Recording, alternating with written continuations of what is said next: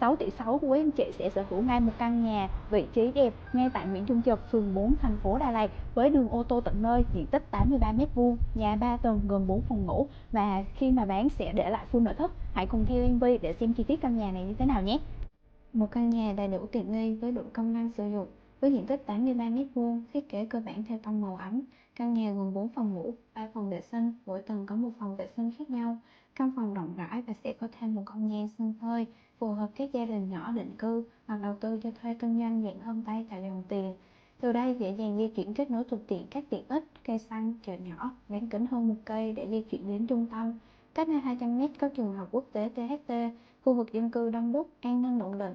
Với giá đầu tư chỉ 6,6 tỷ, đây là một sự lựa chọn hiếm hoi khi đã có đầy đủ các yếu tố các anh chị cần: nhà kiên cố, bằng phẳng và đường ô tô lớn.